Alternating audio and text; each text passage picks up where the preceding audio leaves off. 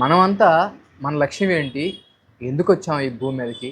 ముఖ్యంగా పీఎస్ఎస్ఎం మూవ్‌మెంట్‌లో ఈరోజు పత్రి గారి సాంగత్యంలో ఉంటూ కూడా మనం ఈ దేహం కాదు ఆత్మ అని తెలుసుకుంటున్నాం. ఈ ఆత్మలో అయిన మనము ఈ భూమి మీదకి ఏ ప్రణాళికతో వచ్చాము? ఎప్పటి వరకు ఉంటాము? ఎప్పుడు వెళ్ళిపోతాము? మరి ఈ మానవుడు పుట్టడానికి అహం బ్రహ్మాస్మి, ఈ జీవుడే దేవుడు అని అంటున్నారు కదా! మరి ఈ అహం బ్రహ్మాస్మి అంటే ఈ మానవుడే దేవుడు అంటే ఏమిటి దేవుడు? ఈ అహం బ్రహ్మాస్మి సృష్టిలో 84,00,000 జీవరాశులు ఉన్నాయి. 84,00,000 జీవరాశులలో మరి అన్ని అన్ని జీవులు దైవం అవ్వట్లేదు. ఒక భగవంతుడు ఎదగట్లేదు. కానీ సృష్టిలో 84,00,000లో ఆఖరి జన్మైన మానవ జన్మకే ఈ భగవంతుడు అవ్వడానికి అవకాశం ఉంది అంటే దాని గురించి పత్రి గారు ఎన్నో సందర్భాల్లో ఎన్నో విషయాలు మాకు తెలియజేశారు. అయ్యా, మనం దేహం కాదు ఆత్మలము. ఆత్మలమైన మనము ఒక పూర్ణాత్మ అవ్వాలి. ఒక లక్ష్యంతో ఈ భూమి మీదకి వచ్చాము. నోరు లేని జీవులు ఉన్నాయి. ఇప్పుడు మనతో పాటు జీవించే ఆవులు, కుక్కలు, పందులు ఇవన్నీ జంతువులు ఉన్నాయి. మనం ఉన్నాము. అవి పుట్టినవి, మనం పుట్టాము. అవి పెరుగుతున్నాయి, మనం పెరుగుతున్నాము. అవి పిల్లలు కంటున్నాయి, మనం పిల్లలు కంటున్నాము. అవి చనిపోతున్నాయి, మనం చనిపోతున్నాం. కానీ వాటికి మన తేడా ఏమిటి?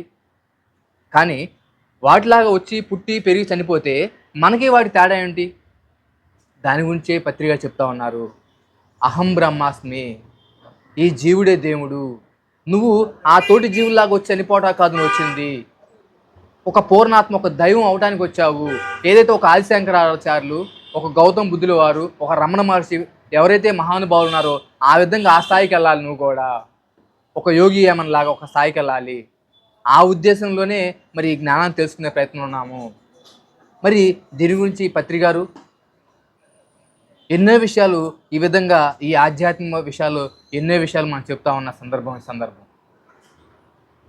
కాబట్టి ఈ శ్వాస మీద ధ్యాస, ధ్యానము, శాకాహారము, సజ్జన సాంగత్యము మనం చెప్పుకుంటా ఉన్నాం. యోగులు యోగీశ్వరుల సాంగత్యం వాళ్ళంతా కూడా విశ్వామిత్రుల వారు అయితేనేమి, వశిష్ఠ మహర్షి ఏమైతేమి, గౌతమ బుద్ధుడు, వీళ్ళంతా అందరు మహానుభావులు అందరూ ఎవరైతే యోగులు యోగీశ్వరులు అని చెప్పుకుంటున్నామో వాళ్ళంతా కూడా గురు సాంగత్యం చేత అంటే గురువు దగ్గర ఆ జ్ఞానాన్ని అభ్యసించి ఆ పూర్ణ జ్ఞానాన్ని తెలుసుకొని ప్రతి ఒక్కరు కూడా గొప్ప యోగీశ్వరులు అయ్యారు. మన లక్ష్యం కూడా అదే.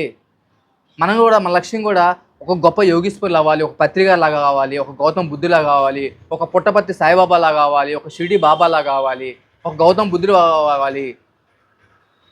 ఈ లక్ష్యంతోనే మనం ఈ భూమి మీదకి వచ్చాము.